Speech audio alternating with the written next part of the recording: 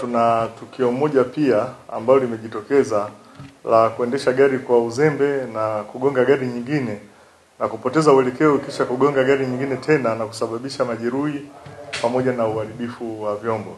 Hili ni tukio la ajali ambalo limetokea katika wilaya ya Igunga jana tarehe 28 mwezi wa 3 majira ya saa 4:45 za asubuhi katika maeneo ya kijiji cha Igogo, kata na tarafa na wilaya ya Igunga, mkoa wa Tabora, katika barabara kuu ya Igunga Nzega.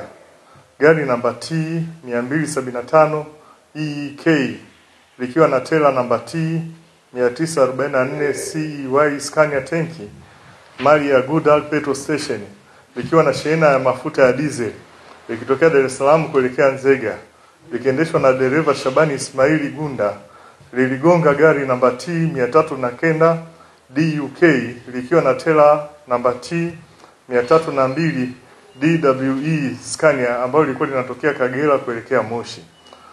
Gari hili lilikuwa limebeba mzigo wa mahindi na lilikuwa likiendeshwa na dereva aliyetambulika kwa majina Christopher Agustino Msoso. Na gari hili lilipoteza uelekeo na kugonga gari nyingine tena namba T 195 DSC likiwa na tela namba T 314 DRW. Hili lilikuwa linatokea Kongo kuelekea Dar es Salaam. Na gari hili lilikuwa halina mzigo. Katika ajali hii ilisababisha majeruhi kwa Omari Nasoro Ali pamoja na uharibifu kwa magari yote matatu yaliyohusika kwenye ajali hii. Hali ya majeruhi inaendelea vizuri na amelazwa katika hospitali ya Igunga ambapo anaendelea na matibabu. Chanzo cha ajali hii ni uzembe wa dereva wa gari namba T 275 EK Scania ambalo liliama upande wa pili wa barabara kwa ghafla bila kuchukua tahadhari na kusababisha kuyagonga haya magari mengine mawili.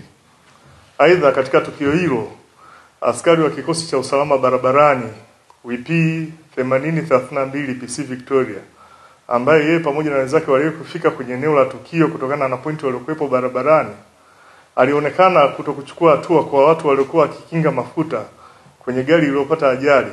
Aidha, alionekana kushiriki kutoa dumu kwa raia kukinga wakati mafuta yakimwagika. Askari huyu amekuwa na utendaji ambao kufuata maadili ya afisa wa polisi na kwa sasa amewekwa mabusu katika kituo cha polisi Igunga na hatua za kinidhamu zinaendelea kuchukuliwa na jeshi la polisi.